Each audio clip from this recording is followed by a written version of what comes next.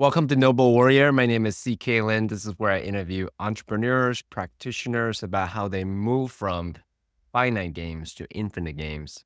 Our guest today is Christin Ament. She is the founder of the Bardo. Welcome to Noble Warrior, Christin. Thank you. Happy to be here. So, an important question. Let's first start out by asking the term, the Bardo. Most people don't know about it. I had to look it up myself. What is it? What is it? Well, it can be defined as two different things. It can be defined as a physical space and a state of being. So, a little backstory and a back history. The term, when used in this way, is from the Tibetan Book of the Dead. So, this word itself is a Tibetan Buddhist phrase that refers to this, in a very simple way, the intermediate state between life and death. But if you explore it more, there are many books and bodies of literature that break down the Bardo into the moment of each breath, the moment of every time we blink, and then expanding it to this idea of a dissolution of our ego and ourself. So depending on what body of knowledge you're following, you can look at it as a very broad concept, a very big idea of this liminal space between life and death, and then you can take it down um, each avenue and break it down into each piece of your life. So it's really about the way I think about it is from that broad perspective of the state between life and death and how every single moment in our life can inform that entire journey that we're here as cosmic beings. I love that answer already because originally I'm so appreciative of this answer because originally I was going to ask about how people view death as the final destination, but ultimately it's holographic if you think about it, right? Because Yeah. essentially you have trillions of cells in our body. At any given moment, death is happening. This moment, this moment, this moment. So I love that you brought that in right away about the liminal space between the breath, between the cells from, the maybe the sunrise and the sunset. I mean, all of it, it's holographic. So, okay. So since we're going there right away, when people hear death, immediately they go to fear. And this is part of our primal aspect of, being an animal, being alive. How do you soften that? How do you face that? How did you do that yourself first and foremost? And then now how knowing giving your profession, how do you soften that when people come to you with a little bit of a, oh, I don't want to discuss death? Sure. Well, I suppose I'll start with my own journey because it feels important. Because I wasn't just born into this world with no fear around death. I'm very much espoused in the 20th century and the 21st century, telling us that death is to remain isolated in the hospital, away from everything, and a lot of fear around it. I came from a Catholic upbringing, so we talk a lot about heaven and hell. Um, of course, I don't subscribe to those teachings anymore, but it is the narrative that I was told in my youth. So fast forward to me in my 20s when I was working as a nurse in the ICU at Mayo Clinic. And I came face to face with death almost every day. Some death was expected, planned death, and some death was pretty unexpected and traumatic and more difficult for the family to wrap their head around and myself to wrap my head around. And one of the things I remember each time I experienced this is how there was this duality in the way that I would approach each patient. So there was the Western model of medicine that's very, very prescriptive, um, looking at the diagnosis, looking at the treatment plan, looking at the curative outcomes. And then there was this other side of me that inherently just wanted to question who is this person in their soul? Who is their community? What is their family like? What is their history? What is their life? And that side I really never saw in modern medicine. And so there was this dehumanization that happened in that experience that I was always just, I would go home at night and I remember just lying on my floor, splayed out, thinking, my God, if this is my ending, I don't want anything to do with this. And so there was this idea of humanizing that experience. And I did a couple of different things while there that helped to at least bring some humanization to the experience, like putting people's stories on the doors. So the medical team had to address who this person was uh, more than their diagnosis every time they walked through the door. Things like turning the beds around so people were able to look outside the window. Things like doing massage and energy work at the end of life to see if that helped to decrease some of agitation and pain and things like that. So there was these small humanizing moments that happened, but it wasn't until I left the ICU with just this thirst to dive more into that world of what is this life all about? Is this truly it? That sent me on this global tour to explore different modalities at their places of origin. And I went there for a thirst for the curative medicine model. And what I actually saw and was face to face with was how other cultures did death and dying. Um, so then I came back and I started working in hospice and palliative care, and I've never looked back. So I suppose I'll say that this fear comes from our modernization, dehumanization, and cultural perspective that death is a failure. Death. Mhm. There's a separation of self from death, which blows my mind, quite frankly, because it's the greatest journey that we'll enter into is the dying process. And so to me, my work is really trying to demystify that whole experience and bring so much reverence back to dying so that it's not greeted with fear, but rather greeted with reverence and honoring. And hopefully that practice can start right now. You don't have to wait until you have a diagnosis, but it can start right now. I love the way you articulate it. Um, so recently, a dear friend's mother passed, and I was witnessing how he was going through that process, and really, I'm quite impressed how he was dealing with grieving Mm. with a lot of dignity, with a lot of grace. You know, it was challenging, but he did it with a lot of grace, a lot of dignity, which it's now very common from my vantage point.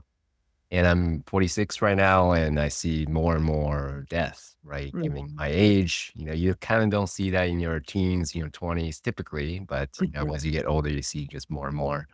And death is a guarantee. We have two guarantees in life. We're born and we're gonna die. So how can we not to avoid this inevitable uh destination, so to speak?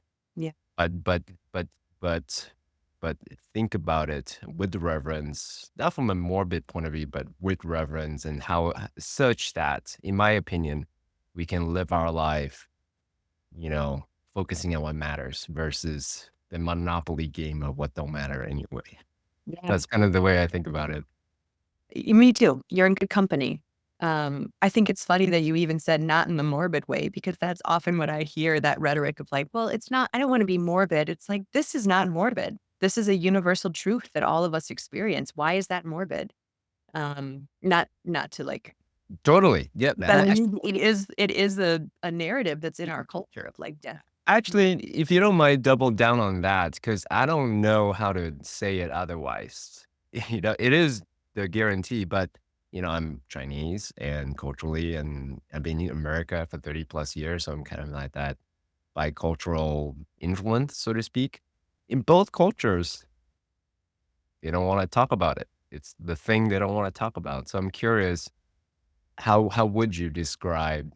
How would you perhaps go from I don't want to talk about it to let's talk about it. And Mm. let's not only talk about it, let's embrace it so that we can be more alive in this moment? So maybe you can help me articulate how you think about this.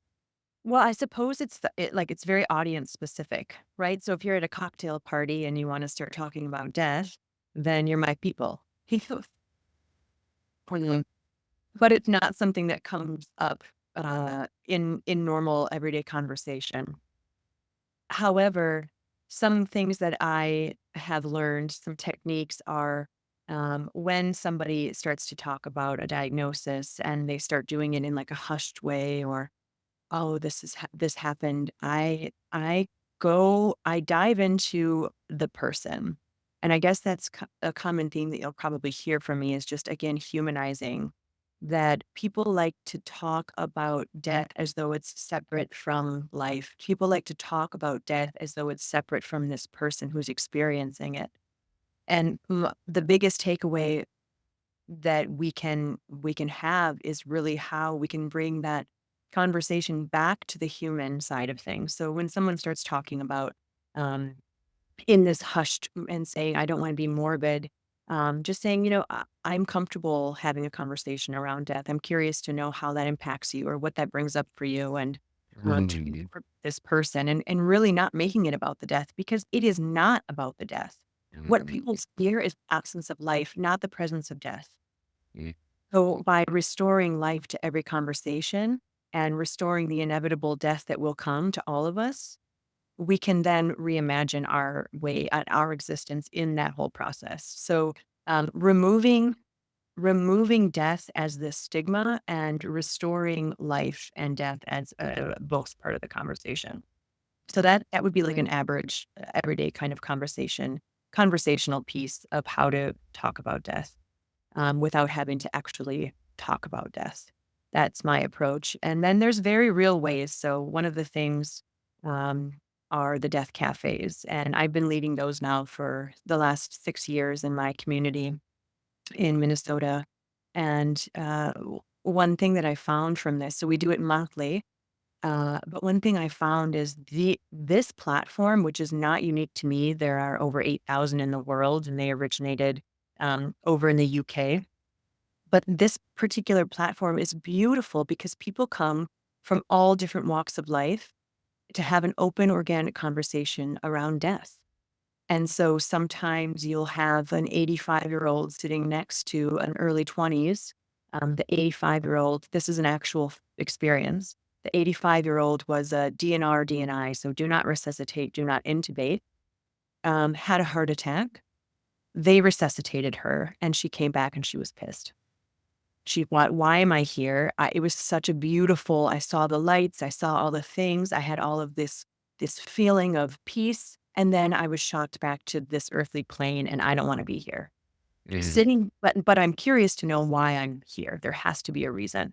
So exploring that, sitting next to a early 20 something who is living in 2024 and also doesn't wanna be here and contemplating what is the meaning of life? Why am I here? What is it all for?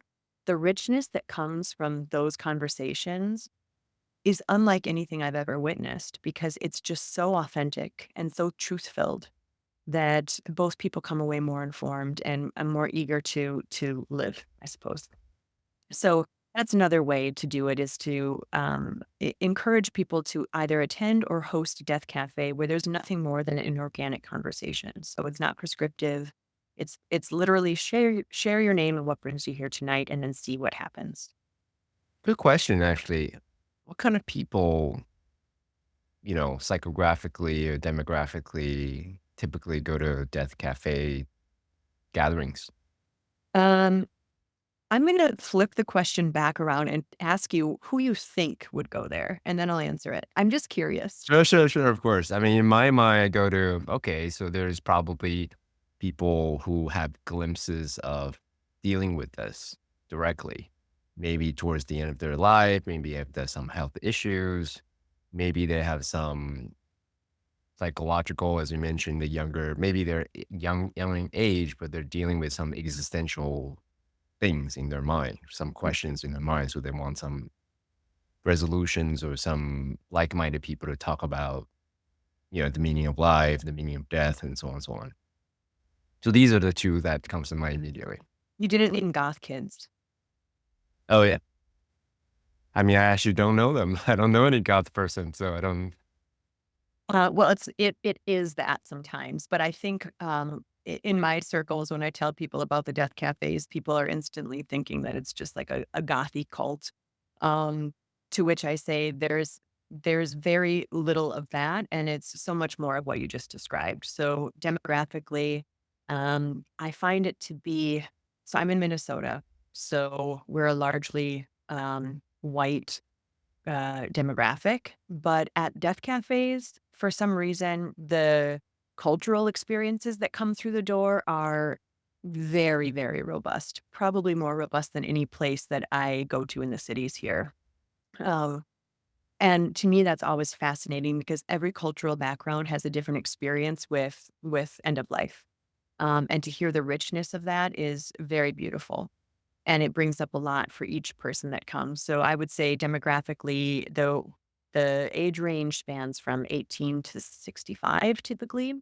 But probably the sweet spot is like in the 30 to 50. We have more artistic minds and then some very literal that are dealing with experiences or work in the medical field or interested in end of life work in some capacity. So, um, one thing that I found is because death is a universal experience, it doesn't exclude anybody. So there are so many people from different walks of life that come. And that's one of the pieces of it that's so magnetic to me in leading those. Mm, that's beautiful. Mm. I would assume also, this is a projection, let me know if it is, because we don't know what happened after we die. So maybe a lot of conversation circles around near death experience, certain books about it, what Yeah. happens, what visuals do you see, and what's the grand narrative of it all, spirituality, and I'm assuming, is that inaccurate? Yeah, it really is. And again, it's very specific on each month because it depends on what people show up with, what questions are on their heart. And you named it perfectly that we don't know what happens at time of death and what happens afterwards. So in the Bardo, the belief and in Buddhist philosophy, the belief is that we go on, right? We continue to transition through lifetimes until we reach nirvana or a great state of enlightenment, and then in which we go back to stardust from whence we came. And in other cultural beliefs, we just die and it's over, or we go to heaven or hell or purgatory or what have you. So there is a lot of discussion around there, and of course that comes with discussions about angels and ghosts and other paranormal entities as well. Um, I actually don't wanna go down that avenue, but I will just say that every year around the Day of the Dead, we do, an ancestral altar, as well as have somebody with experience in paranormal come in just to do an experience for people.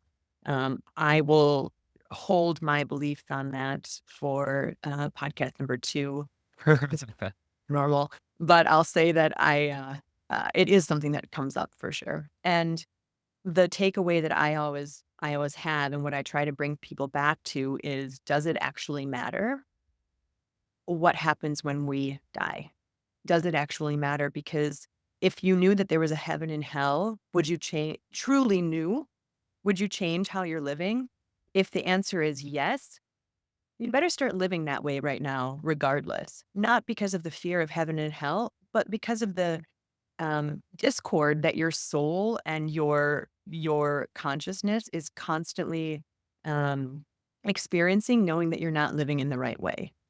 So again, that comes back to this idea of why death work? Why is it so important? Well, it really influences how we live every single moment of our life. It should, at least. Yeah. I mean, for me, death is the forcing function, right? Really helping me. I'll make it personal. So helping me think about what ultimately matters to me personally, and then how do I align my life to what ultimately matters versus the monopoly games that society tells me to play, etc. So one of the pivotal exercises in my personal development journey was Stephen Covey's book Seven Habits of Highly Effective People, and one of the exercise that he has us do is to write our eulogy. And I was like, oh, that was really interesting because here I am, being hyperachieving. Yeah, I think I was in my 19 years old at the time. I can't remember exactly, but around that time, right? And then it's like hyperachieving, hyperachieving, hyperachieving. and then here's the exercise, write a eulogy, and then, okay, do getting straight A's really matter about what is my life about getting straight A's or not? So that was a pivotal moment for me in my young age at the time. When people come to you, they're from a place of not being quite comfortable yet with the idea of death and so forth. So, are there exercises, path that you can take them down the road so then they become from not being comfortable at all, let's not talk about it, it's no subject, to, I'm a little bit more comfortable, let me write my eulogy, to let's talk about it in with other people in the death cafe about, Yep. the grand meaning of life and Sure. what da da da da da. Yeah, and I think I'll take this question and answer it in a way that it pertains to patients at end of life or families at end of life, because the conversations are so different. So, one of the things um, that I've done with both families and patients is do a death meditation. And I've also done that with the general public. And the idea behind that is similar to writing your eulogy, but you actually meditate on the dissolution of self in the physical form as flesh and bones, and you walk through your death. So there was an experience that I had actually in Hong Kong at this gathering where I was asked to do this death meditation, where I gave everybody a diagnosis at the time of entry into the room. And then they had to read their diagnosis out loud. And then we went through a death meditation. At the end of the meditation, people were asked and encouraged to share what that experience was like. And then they burned their diagnosis. And I said, now your life starts right now again. So that can be really jarring to somebody who's actually dying. So I wouldn't go that extensive. But for those who are actually dying, one of the things that we do is tell stories.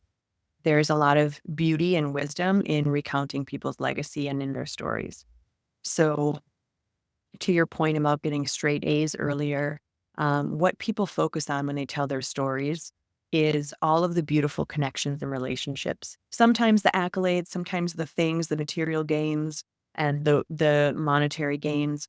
But by and large, the stories are that feeling when they saw the love of their life, or that feeling that they had when they saw their grandchild for the first time, or that feeling that they have when they hold their pet. That's the story that comes up, people's legacy story. And so what that does is it brings it back to that person's lived experience, and then they can reflect on, I did so much. I have really lived a complete life. Um, so that's one of the ways that I try to bring it back for people is really focusing again on what have you done with this beautiful life that you've had, and allowing people to tell their story, and through that becomes their legacy. I think that that's a part, that legacy piece is a part of why we have such a difficult time talking about death, because if we just all lived in this space of it will not matter in 90 years who we were, nobody will give a shit. Would you then care as much? Probably not. And that's a hard pill for people to swallow. So people want to say, what is my legacy? What is my story? How will be remembered? And in that vein, having people tell their story and share their story is really rich and rewarding. I love that. I love that you used the word legacy. Let me just focus on that for a little bit and create some Yeah. context so we can go a little deeper. So I work with a lot of high achievers. They talk about, in giving my work, we do talk about legacy quite a bit. And initially, when they first start talking about legacy, typically they think about, here is a foundation I created. Here is a net asset that I've left my kids. Some quantifiable material thing, right? Maybe a name on the building, a building itself, whatever the thing, right? That's just what they think about legacy. And then we start to uncover, like, what is truly the legacy that I'm going to live? Is it just a bunch of money? Is it just a building with your name on it? Is that it? And then for me, I'll make it personal. For me, legacy, if you think about ripple effects, is all the things that I touch people's lives, whether it's in kind gestures, words of encouragement or pivotal moments, and then how it perpetuates over eternity. Like to me, the whole collection of that's legacy. Yeah. Yeah. So I'm curious if you have any additional thoughts around the word legacy before we go further. I do, but I suppose my viewpoint is it might not be one of normal culture. So feel free to disregard. But um, in a lot of my readings and teachings, that legacy that you just described, while so beautiful and while so relative to all of us, self included, there is a start and an end point to it. And it's really foundational and rooted in this idea that we are separate from. Um, so our legacy is separate from the legacy of others, and that's what's kind of separates us. Um, our brains like to get attached to these narratives of who we are, where we came from, where we're going, what we acquired, and that is uh, absolutely fine. And that's the part of our brain that is very rational and logical, and we get fixated on that piece. And we create patterns because of that piece, and yet there's a larger part of me that I am trying to explore daily living in 2024 that is about, um, not seeing self as necessarily separate, uh, and to not so much focus on that piece, but rather, how can I go back to restoring my connection to it all, and how what we perceive as our unique mark is an individuality. And wouldn't it be beautiful if we saw really what made us special was how deeply we were connected to everything. And I don't mean humans, I mean everything. I mean going back to our aboriginal and our indigenous soul, where we were truly connected to the cosmos and to the patterns of earth and to the trees and the birds. And so there is a legacy, but that feels so human and limited. And then there's like a deep legacy of our connection to the greater good, and recognizing that when I die, regardless of what legacy I had, my legacy is that I go back to the earth and I become food for next generations and food for the earthworms, and my being goes up into the stars and into the rain and into the solar system. So there you go. I don't know if you like that answer, but it's one that I sit with a lot of, like, how we look at our experience is so focused on self. And I always try to personally focus on my connection to the greater, and dissolving this idea of self as, No, I love that answer, by the way. It's really poetic, really beautiful. So if let me recreate and make sure I understand you. So you like to remember that we are part of the collective whole, stardust and all, right? And then for you, legacy, the way you articulate it is your connection on a moment to moment basis of this idea, this concept of that you're part of the collective whole. Is that an accurate recreation of what you just said? yeah, it is. And I think really expanding on that a bit, just to think of, while legacy feels really important, it feels very individual. Hmm. And I would invite us all to view our legacy as, how can we become more connected to everything, and remove our minds from thinking of how can I create a legacy, and rather, how can I be more connected to everything. And in that, what a beautiful legacy is carried on beyond my lifespan. Got it. The metaphor comes to mind that we're individual wavelets of the entire ocean of consciousness. That's kind of what as you're speaking, that's what comes to mind. Actually, I just it's so perfect that you said that, because I was just reading, a piece from my tea teacher, Wuda, in Taiwan, and he said that the idea is to um, be in the flow of the waves and be the ocean. So don't be just the waves, don't be just the ocean, but be in the flow of the waves and in the ocean. So yeah, I love that. So actually say that quote one more time. I want to make sure I understand it. One more time.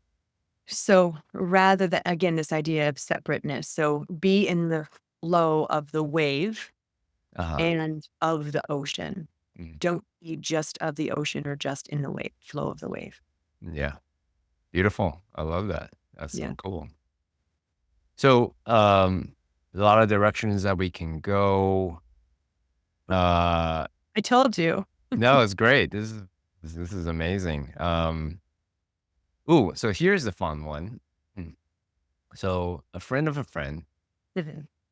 um, did a ritual to herself. I don't know where she got the idea, but she did a ritual to herself where she asked my friend to bury her, uh, you know, with her head on the ground. So as a way to viscerally experience to the best of ability without actually dying what's it like to die.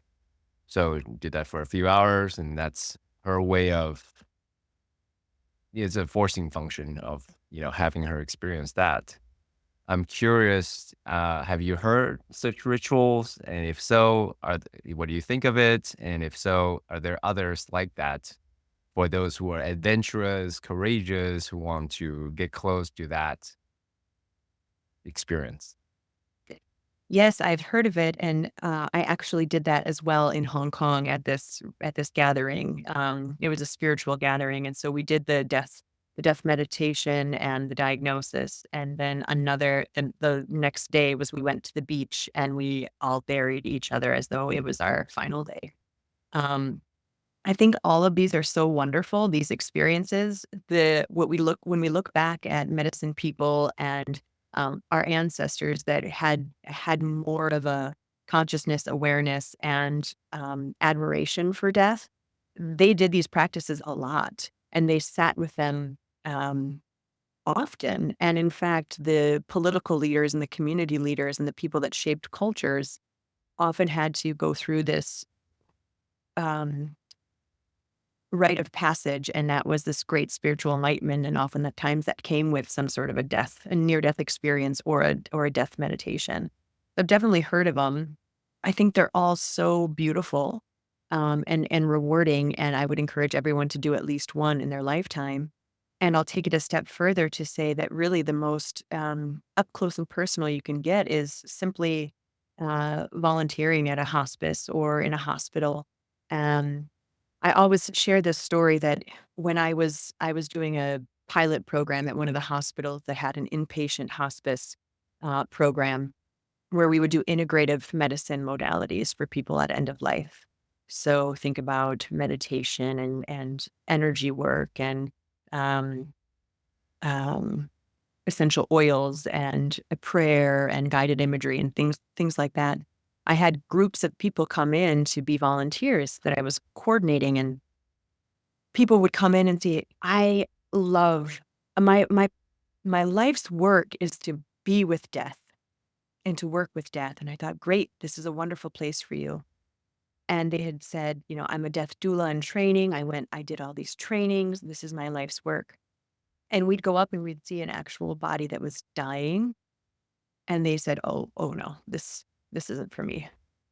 And I realized at that moment that there's the theoretical and the teachings that we can have even in death doula trainings and things like that, but the most real you can get with really recognizing, "Oh, we're all gonna die, no one gets out alive," is just physically sitting with a body that's dying and a person who's dying. So, I think that the death meditations and the burial practices are really beautiful at maybe building up to that point where it's when you feel comfortable saying, "I'm going to now take the next step and sit with somebody who's actively dying," Mm. because it's not always that beautiful.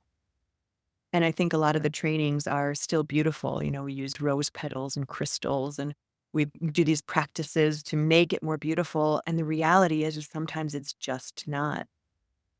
I mean, I don't know if there are the most beautiful death, the way I think about it, is die peacefully in your beds, with your family around you, maybe during your sleep. That's like the most. But most of the time is not. I mean, again, you're the expert, so I don't. Yeah, Most of the you're time, right. it's most of the time is hospital and some kind of more gruesome, more. I don't even know what the word is. More active, more more Yeah. painful type of Yeah. way. And I think you also said something that I'd like to expand on is like in the hospital. Like the ideal would be to be at home. But I meet with people on a regular basis and say, I absolutely don't want to die in the hospital. How can I either be at home or be in a place like here, the Bardo, where we have these beautiful rooms that feel like home? And so we start planning for that. And then lo and behold, they end up going into the hospital. And um, it's no fault of any one provider. It is just the way our system is. They go treatment, treatment, treatment, treatment, treatment. Shit, you're too sick and fragile to now leave the hospital, and they die in the hospital when they could have been so much more intentional as a collective. And that's part of the mission of the work that I want to do is um, encourage all of us, both from the practical practitioner provider stage and from the people who are going through it, to advocate for themselves and say, I don't want to die in a hospital. Okay, if you don't want to die in the hospital, then we're not going to send you into the hospital when you have um, a bladder infection and you're already on hospice, because you're just going to go down the cycle of domino where you'll end up dying in the hospital. So So I so think, pause. Let me ask you a question, a yes, practical question, right? yep, For those that with aging parents, yeah, when is the time to start have these type of conversations, to do these type of plannings? Because again, it's one of those things that don't really want to talk about it. Don't want it to kind of, set it some kind of omen where, where your energy, where your focus goes, energy goes, kind of energy flows, kind of like the mindset, right? So it's important to talk about it at the same time. Again, right? This is sensitive as the son, as the children. So practically speaking, of art in advance, and how do you talk about it? yeah. I just want to first tackle what you just said about the omen piece and putting it Uh, out there. Um, our brains are miraculous creatures. And so if we think it, it can become 100%. Our brains are also miraculous. If we change how we think of it, that can become a reality too. So I think part of what you just said becomes the problem almost, where we think if we talk about it, it becomes where that's because we have a negative connotation on it, where we can reframe first that when we talk about it, it's because it's coming from a place of love. It's coming from a place of joy and celebration.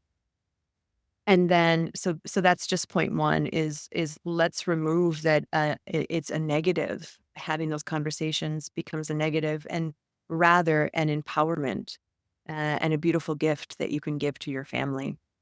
And barely you can blame it on me and say that you just interviewed this person and they said to begin talking about it yesterday, because my family knows intimately what I want and I'm 40. So I don't think there's ever a right or wrong time to begin talking about it. mm. I I think the moment we can have those conversations, we can be reminded of the intimacy and connection we have with one another.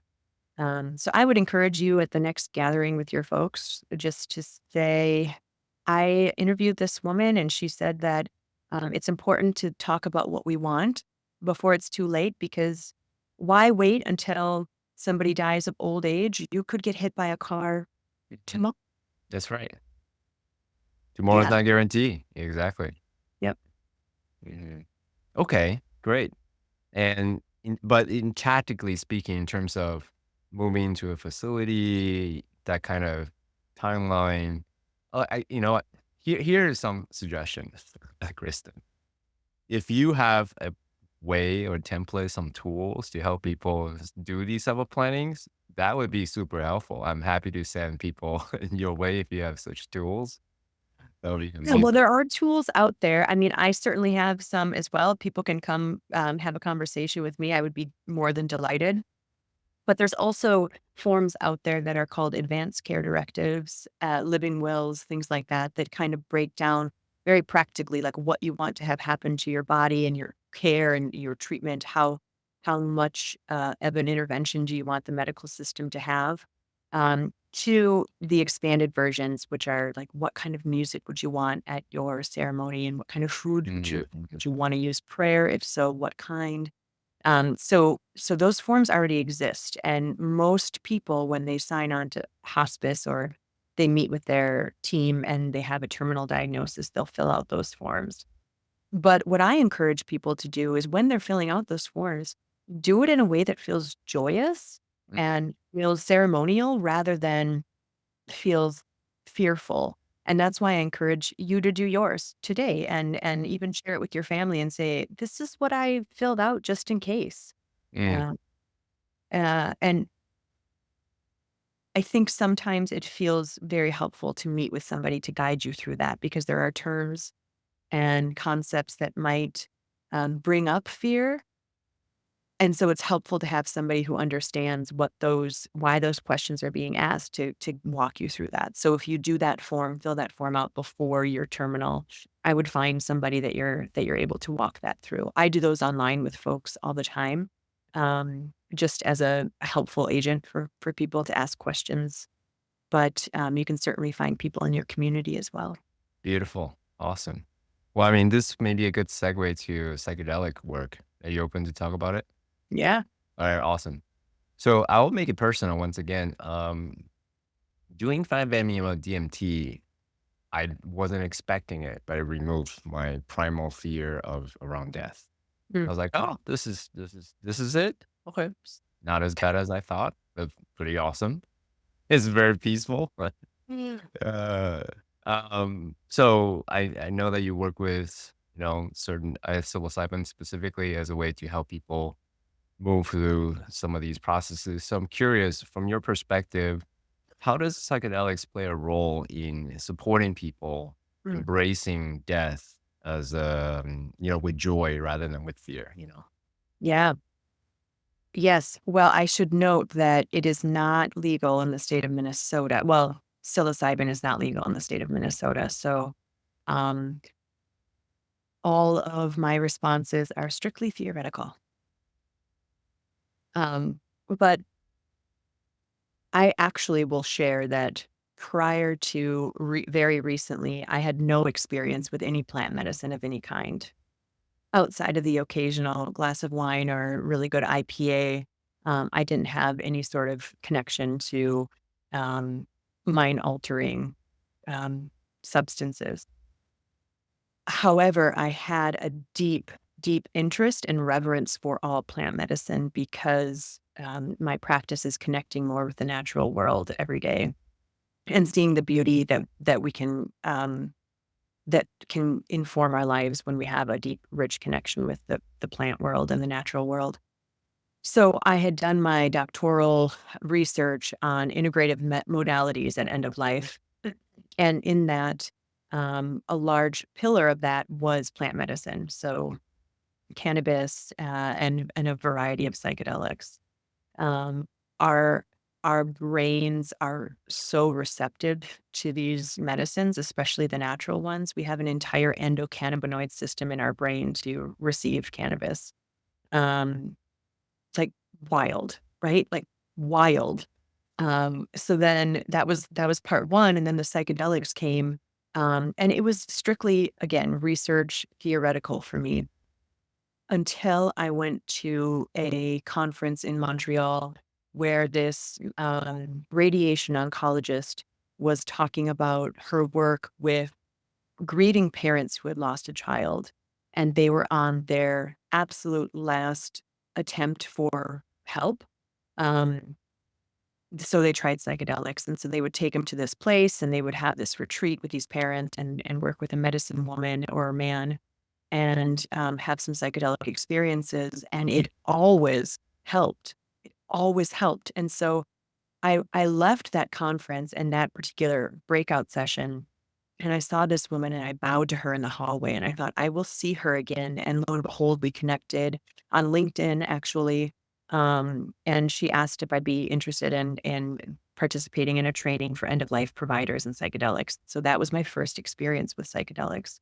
And similar to your experience, all of my research came flooding back into my brain. And I thought, I see so clearly why this is applicable to people who are in existential grief. Um, so that led me down more of a rabbit hole around psychedelics and end of life. And I think where it becomes beneficial to people, specifically with psilocybin, is this idea that it connects us with the sacred.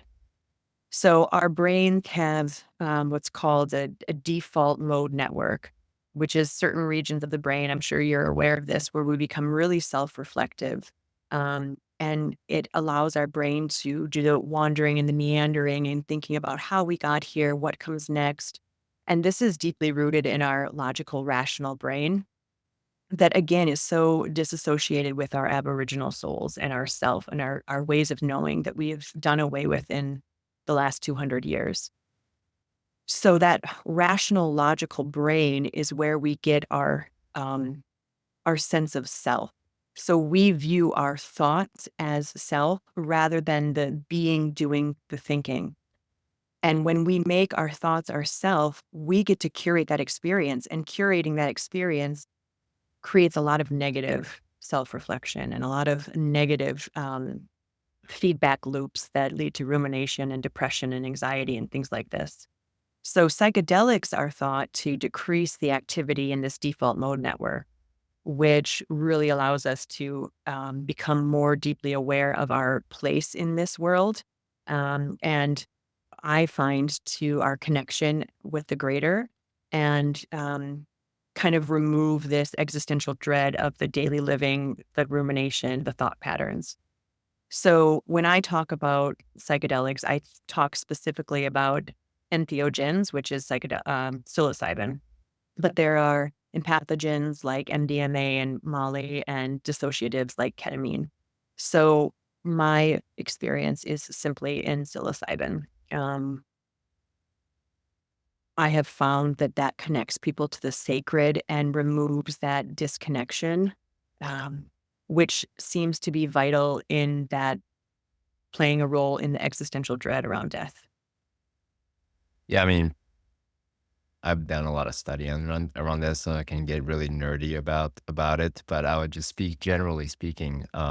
It that that it basically turning down the default network, dissociates ourselves, and it helping us relate or deepen our connection to the collective, as well as going into our subconscious and letting go of things that we didn't even know that we're holding on to. So these are all happening in synergy all at the same time. I'm curious though, Mhm.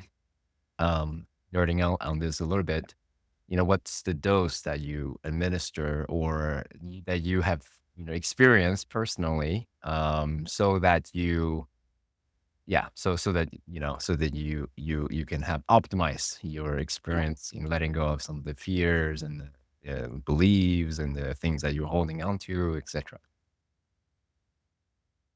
Oh, yeah. You're you're probably going to hate this answer, but it feels um, every person and every situation is different. So when I sit down with somebody to guide them, I literally listen to what my intuition is in that moment. Um, Unlike prescription medications that have like a pre-perceived outcome and expected outcome of therapeutic dosing and benefit, I find that psychedelics, we are tapping into more than the physiologic, but everything else. And so it becomes less prescriptive and more situational and personal. So anywhere from 1 to 5 grams feels appropriate. And it also is based on what people's previous experience with psychedelics or any sort of substances are. I am so sensitive, like 3 sips of wine, and I'm already silly. So I need way less than somebody who is very practiced with different substances.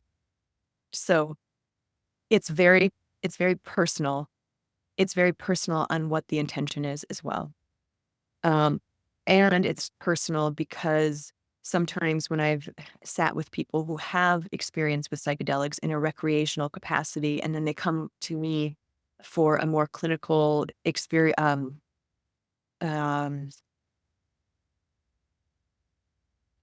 I suppose, a spiritual desire, it's different. So they may have been able to trip balls in at a concert. I put that in quotes, but you missed it. But I think it's important because it is not a trip when we do this. It is a journey together. So they may have had this previous experience where they took a mega dose, like 5 milligram or 5 grams, and then they come to me and we have three, and they have 10 times more of a profound experience because of the set and the setting and the intention and the pre-work and the experience itself. So there is not one dose. It is very personal, unlike modern medicine where it is pretty prescriptive. I mean, that's the perfect answer, you know? I love that answer. Plus, if you were wrong. Fair. Well, this empty. No, I find that like so much of our world asks these questions. I have a deep tea practice in a ceremonial Actually, kind. yeah, tell us about the tea practice. I'm so curious, because you mentioned Taiwan. I'm from Taiwan, so yeah, just go down that rabbit hole a little bit. Yeah, so it's so curious. I mentioned to you earlier that I did this global journey to look at different places of origin and medicine ways, and I was in northern India, um, and I was about to go to Tanzania to follow a cardiologist to learn Tanzanian medicine, and I had a pretty significant health crisis, and I was all by myself. Northern India, as a tall blonde woman, is by yourself is an experience. Um, I was actually in Delhi, which is north, but not so far north. Um, and I didn't know where to go, and I thought, I don't know what to do. I don't have any lodging.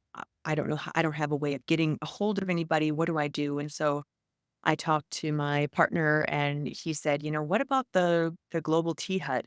And I had just been a part of the global tea hut for the tea. Didn't know anything about the ritual part of it, and I said, great. I emailed them. I knew that it was a meditation center, and I showed up completely with blinders on, had no idea what to expect. And it has changed my world. So it is a Buddhist center that focuses on Buddhism and meditation, but the catalyst for that is tea.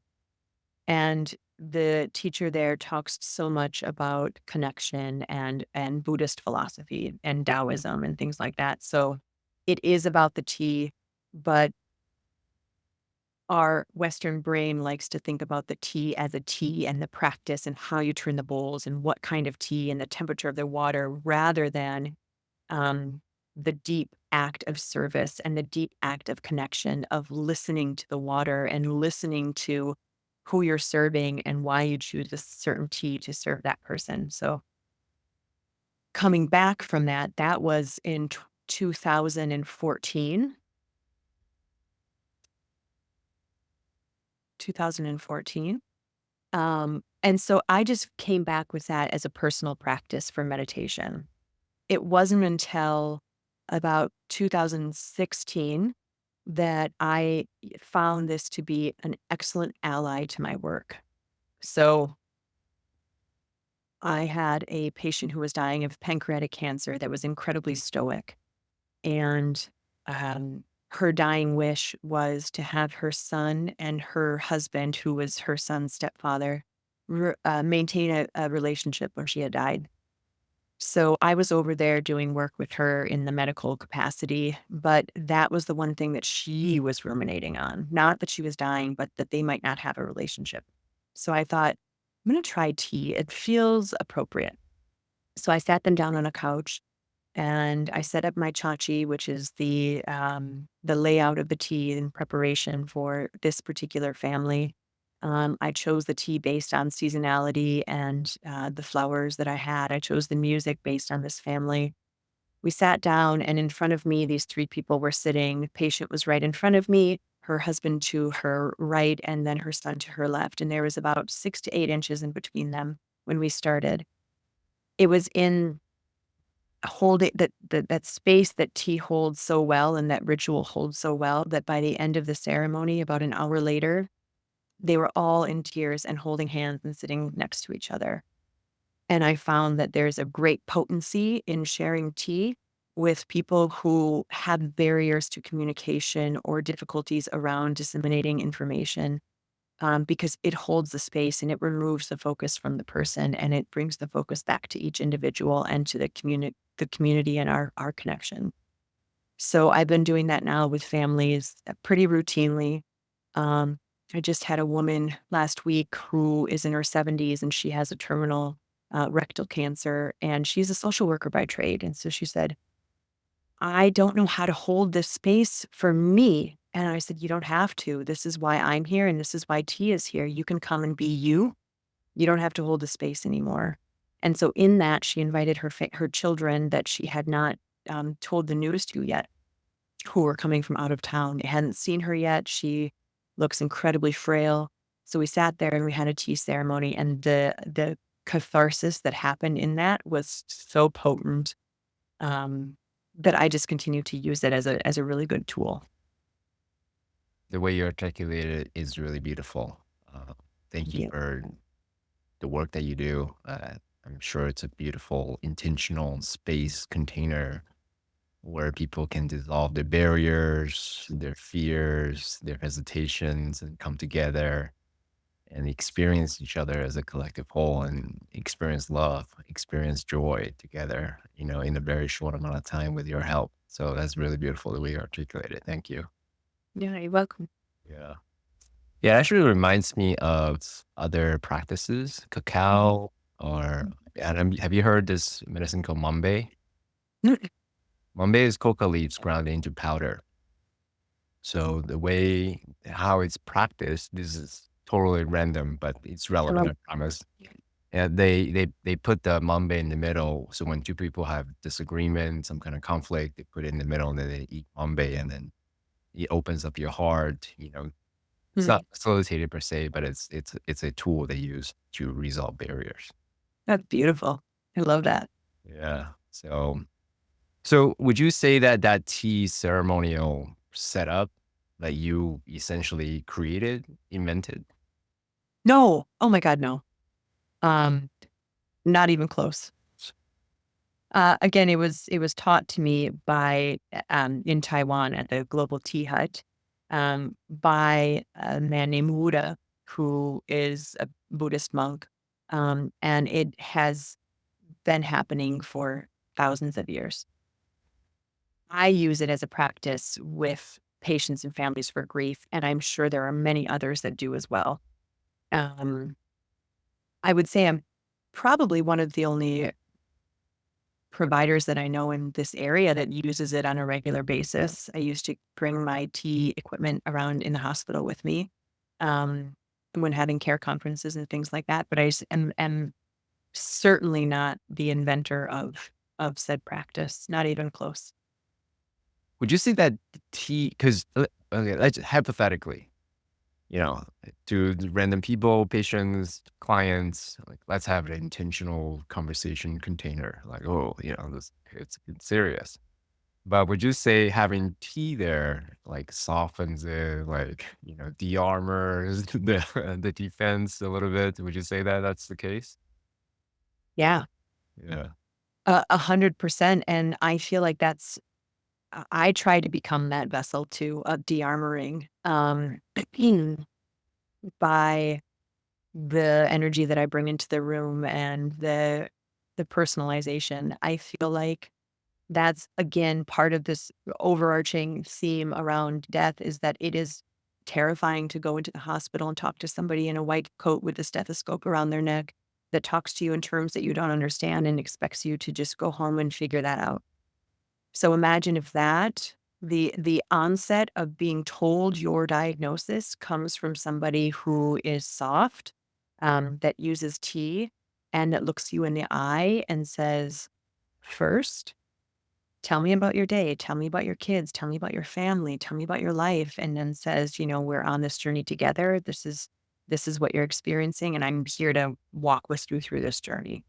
It is a shift, and yet it is the same exact thing. It is the same exact um, outcome of telling somebody the information.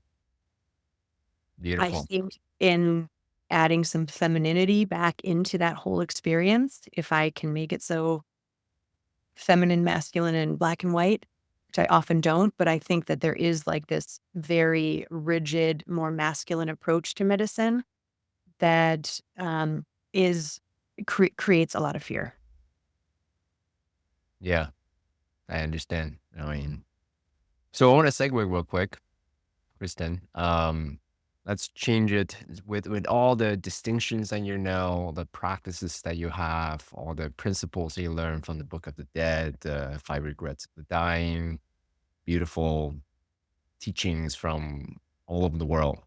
I'm curious, how do you take that into supporting those who are well, and so that they live with more joy, more aliveness, starting with yourself and people that you touch, your friends, your family, your clients, so forth. Is there any correlation that you see? I think it is the exact same. It is a continuum. And that's why I brought that idea up earlier when talking with the Death Cafe of if you did find out today that there is a heaven and hell, that when you died, you went to one place, would it change how you lived? And if the answer is yes, change your life now. So I think the way that it's influenced me is pretty small um, in practice and theory and pretty huge in terms of outcomes. And what I mean by that is things that are easy to trigger me, um, or make me feel upset about, I recognize as silly. Uh, let's take the election, for instance. I don't want to get political because that's not why we're here, but there was a lot around the election, regardless on what side of the line you were on. It was very heated.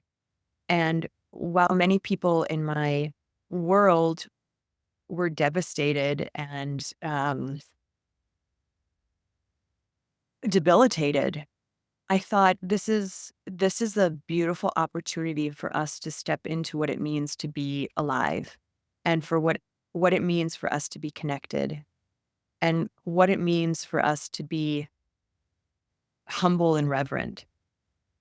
And so acknowledging that to have anger and hatred and or bypass all of the grief that's happening in the world, either one of those spectrums is not a good place to be. So I feel like in this work, a lot of what it's done for me and perhaps my family and my close friends is just remind us that we're all so deeply connected and that this human experience is such a blip into who our souls are and what our souls are. And how do we wish to live? How do we wish to make impacts in people and those we love? And would we really drive past somebody and flip them off and honk the horn if we knew that tomorrow they would die or we would die? The answer is no, you would not. And so why do it now? And so it's those kinds of practices that I think the more we become familiar with and partner with death, as opposed to make it this far off experience, the more it informs how we want to live. Because most of us have a lot of love in our hearts, and that's what we want to lead with. And it's just hard to do that in 2024 all the time. So getting rid of all of the clutter in our rational, egoic mind and really steeping in that deeper practice of knowing of connection to self and to our relationship to death can inform how we live each and every moment of our lives. Do you, I think it's the Stoics that use memento mori as a mantra all the time to remind themselves, or actually have a servant following them memento mori, memento mori. That's pretty awesome. That was a way to remind them like death is near, death is near. So, how often do you think about it? Every single Moment to moment, daily, weekly, quarterly? every single day at bare minimum, probably 10 to 15 times a day. And again, not in a morbid way, right? In a really beautiful way. Anytime you step out into nature, I'm going to keep going back to this. You see death and life all around you. And so you view a tree that falls down, and if you feel connected to that tree, you think, I'm sad for you to be at the end of your life. And I'm so grateful because now you will erode and decay and become a home for animals and become nitrogen for the soil to provide food for me. And so in that, I'm grateful for your life and for your experience. And so I think about it all the time in that way. And more so than probably I have in the previous 35 years of my life, but since doing this work with a lot of intentionality, both spiritual and practical, yeah, it informs so much of my life. And I really do have those conversations with myself in those moments of how would this look if I reacted the way I want to in my gut versus reacting the way I want to, um, as a human that's connected to this other human or as a human that's connected to this natural world when I die. So it creates a lot more, a deeper reverence and mindfulness than I've ever known before. Got it. So you really take it on as a discipline, right? As a Yes. discipline, to moment to moment. How am I interacting with this person? Does matter how, this fallen tree, how do I give thanks to it? And then you really take it on as a moment to moment practice. Perfect. Uh, is there anything that you think I should be asking that I didn't ask? Anything that you want to touch upon that we didn't go? Um, you know, what I'm curious about, we touched on grief a bit, but do you do you feel like that's appropriate to tap into grief? Of course. Let's go. I don't know what you want to ask about it, but I feel like that's a large part of my practice is about grief a bit. I don't know. Well, I mean, yeah, I mean, I don't even really know how to ask about it other than it's part of the human journey, Mhm. right? I don't know how to even ask this question because, as you can tell, I'm a little uncomfortable Yeah. even asking it because I think um, maybe it's the resistance of the inevitable, but also having witnessed on my friend, specifically my friend who just recently lost his mother, how he's dealing with it with a lot of grace and dignity. I'm impressed and in awe of how he's dealing with it. So maybe from a place of practitioner, how you've seen people deal with grief, maybe that's a good place to start. Yeah, and actually the reason I brought it up is because I actually am curious to know what you witnessed in your friend, how that how that looked to you, what that what that grace looked like, from a perspective of an outsider. Um, so not to necessarily throw it back at you, but I'm throwing it back to you because you had mentioned that earlier, and I'm curious about that piece of what it looked like to you and why it stood out to you. I would say part of the normal human conditioning is to be sad, but also be angry Mm. towards maybe the doctor, maybe the system, maybe at the person who died, maybe at God. It's part of the normal human conditions, which is totally okay, right? But the way that my friend experienced it was just there was definitely sadness, but there was no blaming, no victimization of any sorts towards the mom, towards the hospitals, because they made a medical mistake effectively, Oh. right? And then or towards the systems or even towards God, just Mm. just being with. the waves, the coming and going of the sadness, Mm. and dealing with all the material things that's needed, right? The will, the funeral, the ceremonies and all these things, and then just still being with it all without suppression. Like he was very open about what he's dealing with, but it was really beautiful to witness. I don't know how else to articulate it, you know? Yeah, yeah. I I appreciate just hearing that because I often look for good examples of grief in my work of just a lot of people ask about how to grieve well or when will I be done grieving? And so I always look for stories to be able to share with people on what that process looks like for others. Um, I've experienced my own grief, of course, like many of us. And um, I think that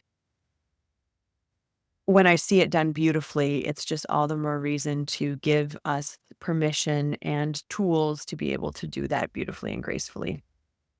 So I think one of the things that I talk about in grief with patients and families is that obviously there's no timeline to it. So there's no timeline to those emotions. In fact, having an experience with grief be makes you an evolved person because you CK are not just CK anymore. You are CK who knows grief. And that is just your new identity. And it doesn't mean that it defines you, but it lives with you as part of your lived experience. And I think what grief does so beautifully and what I encourage people to take with them is that it really informs how much it is also a universal experience to have that grief.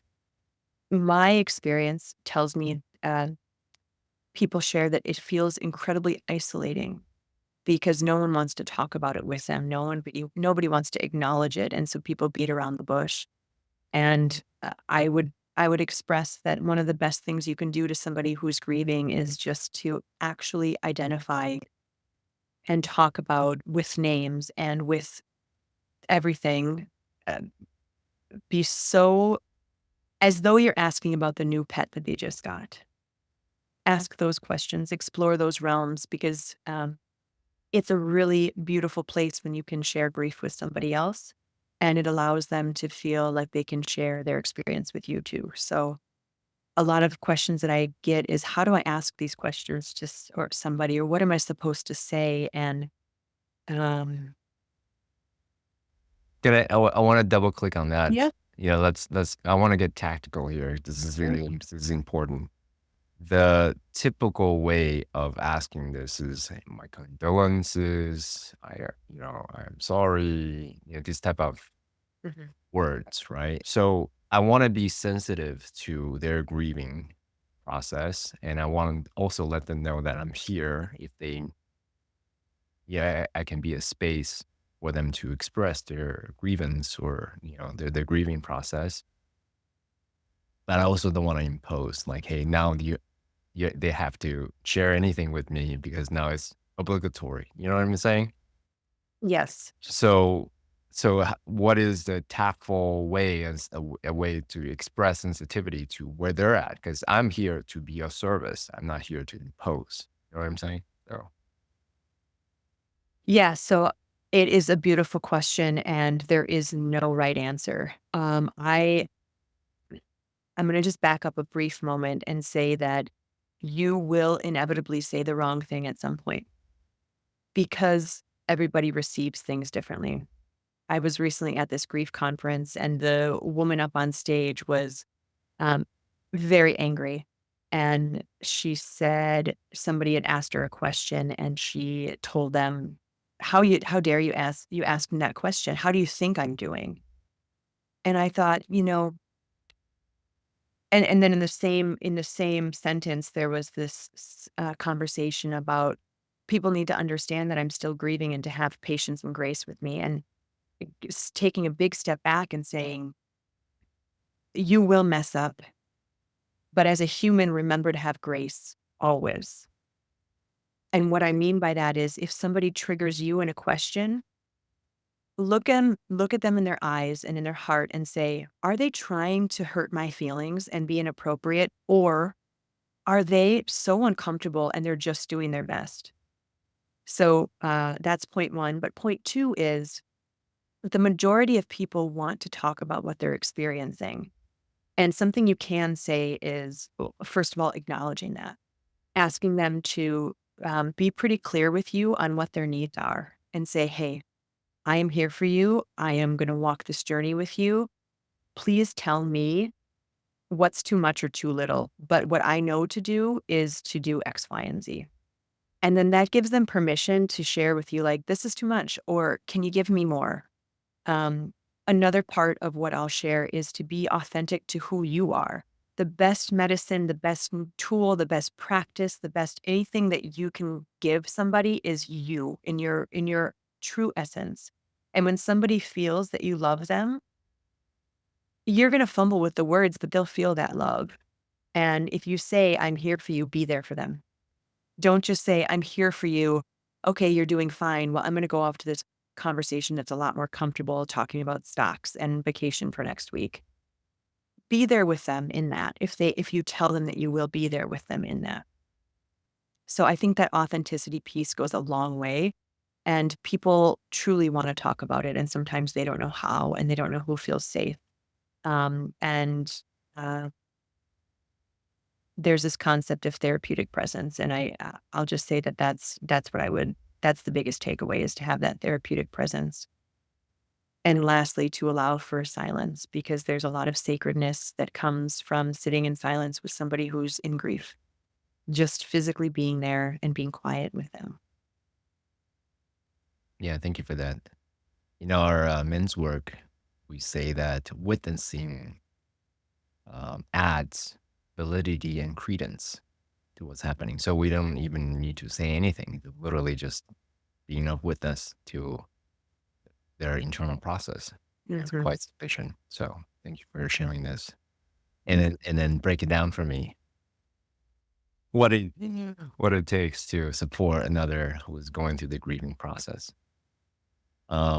Kristen, it's been really great speaking to you. I've learned so much. Is there anything else, last words that you wanted to say to anyone who is watching our conversation? No, other than thank you. Thank you for listening. Thank you for asking. And thank you for being here in this journey with all of us. Yeah. Let me just take a moment to acknowledge you, Kristen.